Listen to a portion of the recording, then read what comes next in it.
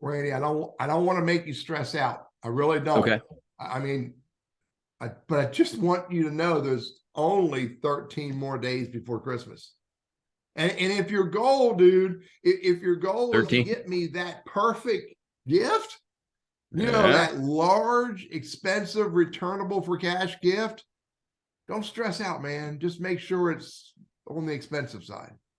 Make sure, and 2 R's and 2 S's, right? So that's right. get the Buddy. name right. Get the name right. Hey, speaking of names, mine is Randy. Yours is Teddy. My last name is Wooden with a D. So it's Randy Wooden. Yeah. Goodwill, Northwest North Carolina, director for our professional center. So helping job hunters. Teddy, this time of year is a little slow. A lot of folks just kind of take time off, and I get it.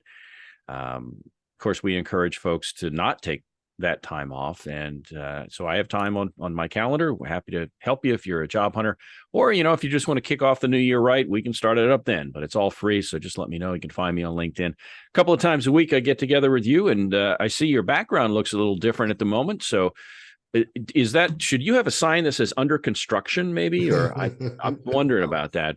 Maybe. Anyway, Teddy, why don't you introduce yourself and we'll get started on today's show. Got some good stuff, some good research, some good stories and tips.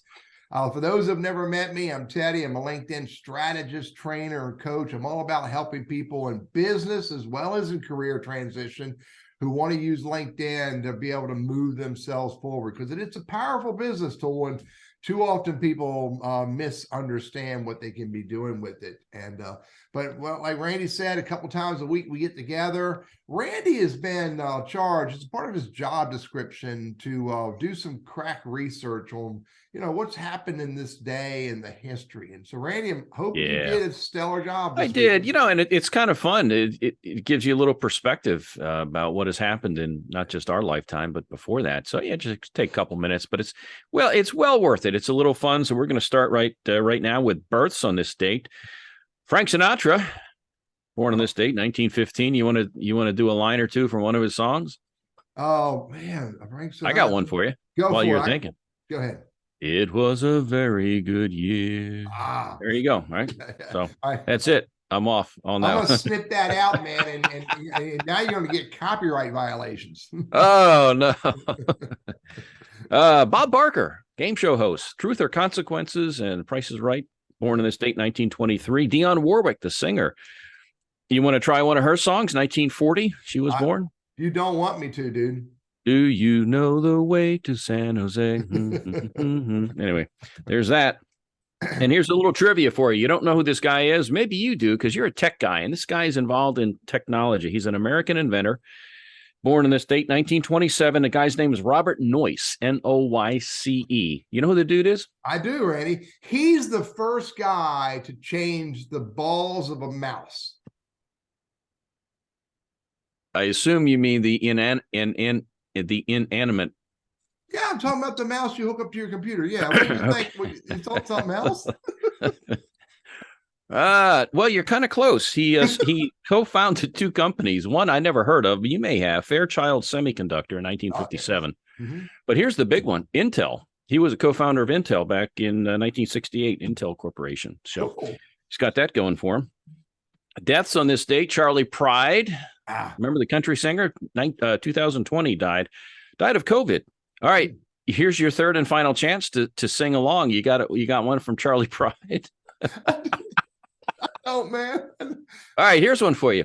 Kiss an angel good morning. Charlie. Let her know you think about her when you're gone. Yeah, there's a true story, Teddy. My dad had an 8-track of Lynn Anderson and Charlie Pride's greatest hits. This was back early 1970s, and we drove from Rhode Island out to Ohio for our summer vacation.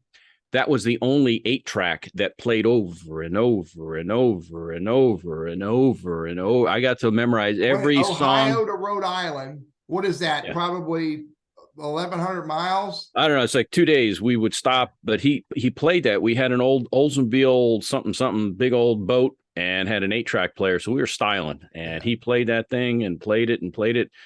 Yeah, you never promised me a rose garden and all of that stuff. Lynn Anderson and Charlie Pride. So it's embedded. Ike Turner passed away 2007. Ike and Tina. Yeah. And we're not going to do Proud Mary, but we could if we Yep. felt like it.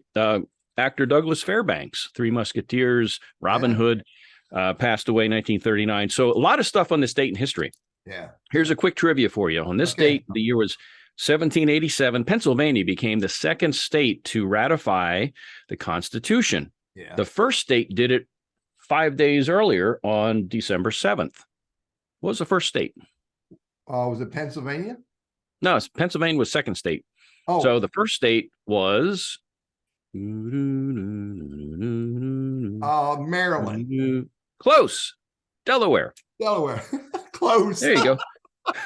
It's on the East Coast, man. It's not far away. Also on this date, Tide, the laundry detergent, debuted or was introduced in 1946. A couple of movies premiered on this date, 1972, The Poseidon Adventure. Yeah. And also, again, we could break out into song, but we won't. 1977, Saturday Night Fever premiered. Yeah. All right, here's a fun one, Teddy. Okay. On this date, the year was 1980.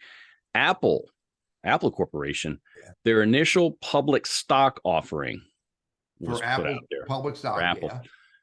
One share, $22. Yep. Back then. That one share, they've had it split so many times that one share apparently now is the equivalent of 224 shares. A $22 share split so many times is worth it's worth now 200 some odd shares individually. And they're what? Correct. What are they selling for now? You know, I looked it up here in the last couple, 3 days, whatever, and it was something like $80 a share. I could be 24 times 224. Yeah. So basically, if you kicked in again, if these numbers are off again, trust me, I'm no financial analyst. So your calculator has weak batteries. It's not the only thing that's weak. If you threw $5,000 at this thing at $22 a share when it opened, you'd have over 50,000 shares, and you'd be sitting on well over 4 million, maybe over 5 million. Give or take a million at that level. Who cares? You know, you're close. Change. Yeah. It's all good. So here's my story. And the story is, you never know kind of what's going to happen when you're out and about, and be open to having, as you often say, conversations with folks. And just real quick, it's been a little while ago, but I was out in shopping, and I had my Ohio State hat on as I was been a Buckeye fan for a long time. Somebody beat you up again.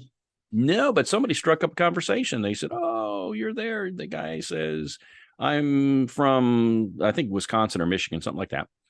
No, not Michigan. If it were Michigan, we'd had a problem. But that was Wisconsin. Anyway, long story short, he was employed, but not in a job that he was wanting to stay in. And so we chatted a little bit, and I shared what I do. And he was very interested in working with Goodwill. And so I told him, when you apply, give me your name, and I'll mention that to our hiring folks and see if they'll pull your application out. None of that would have happened. Yeah. Had I not had the hat on, or if I had been buried with my head in my phone like this, staring at it like so many people do. There are people out there that, we're humans and we like to interact. So just a quick thought on that. Just be open to that kind of stuff. Man. All kinds of conversations happen in parking lots and alleys. You just never know. Here's my story, dude. Yeah. I think I've been doing this since 2002, 2001. My word of the year. And you know what my word of the year is this year? No. Yes, sir. It's no.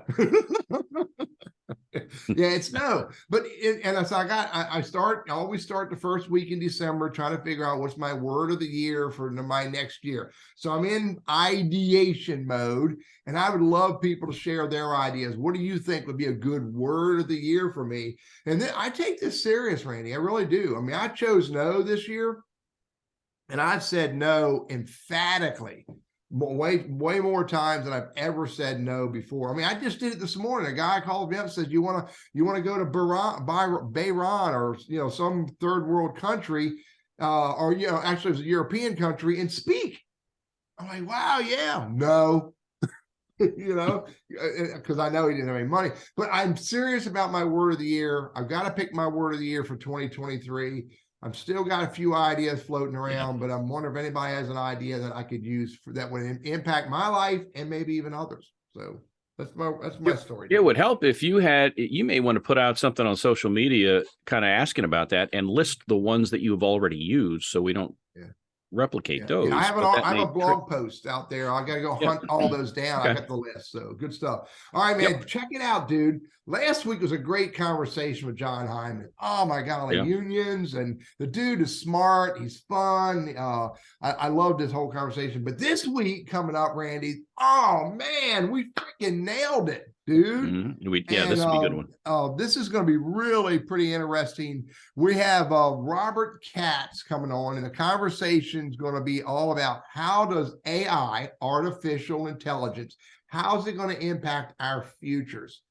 Randy, I chatted with him a couple of days ago. Again, I mean, the dude, again, this guy is so freaking smart. Did I tell you that he participated in building the Mars rover? He was a big part of building the Mars rover. And back in 1980, he was playing in artificial intelligence before I was even intelligent. So anyway, Wednesday, 11:55 a.m. Eastern Standard Time, join our lunch conversations with Robert Katz and how artificial intelligence is going to impact our future. It's going to be fun. Yeah. Hey, I got a quick, quick tip, and that is to understand your why. Yeah. We always ask, at least I do. I always ask our guest every week, why you do what you do. Yeah. And I think, too often, and I'm somewhat guilty of this, I think throughout, at least earlier in life, I didn't really know or much care about the why. I just did stuff. Yeah. Never really gave much thought to why am I doing it. And I just fell into it, I guess. And, but I think as we reflect on it, it helps give us some clarity and focus to our purpose. And, the old saying, the two most important days in your life, the day you're born and the day you find out why. Yeah. And too often, I think, I talk to job hunters and they're sort of like, I don't know, I just need a job. Yeah. And, I don't want to say empty that sounds, because it's the truth for them, but how fulfilling it could potentially be if they did understand their why and could act upon that. And I think would also then transcend into the actual job interview when they start saying, hey, why do you want to work here? That kind of a thing. And you can speak to it with passion. So try to think about that. Understand your why. And maybe that's your word for the year is, well, it would be two words, my why. Yeah. Yeah. Well, I put a hashtag in front of it and I can call it one word. Okay. Yeah. You make the rules, Teddy. I'm with you. I make the rules for me. So I'm with you, man. Know your why. All right. Here's my tip. Yeah. I had a conversation with a lady the other day, and she says, Teddy, I've been trying for 2 years to get a job, and I've had dozens of interviews, but no offers. And when you start seeing that going on, you have to stop and ask yourself, why? Why is this happening? And there's three reasons that could be happening. And hopefully the first reason's not the reason. It could be you interview poorly, but hopefully you practice enough and you're learning and you're experimenting and you're getting better at interviewing. And so hopefully a poor interview is not the reason. But the two reasons that I think may play a role for many are you're interviewing for the wrong role with the wrong people. And it could go back to your why conversation, Randy. It could be. So think about that. If you're dozens of interviews and no offers, you've got to stop and figure out why. Do you need to practice? Are you in the wrong place, interviewing with the wrong people? So, or like sales, don't take a no from somebody who can't say yes. Yeah. You need to be talking to people who can pull a trigger, and you need to understand that you can provide the solution. Yeah. So good stuff, Teddy. We're going to have another great show. We're going to get intelligent artificially this week. So, hopefully, drop some nuggets on us that can help us out. Yeah. But you and I have huge upfront potential. We have a lot of growth opportunity ahead of us, so we're looking forward to it. Teddy, we'll see you on Wednesday. Bye bye. See you. Bye.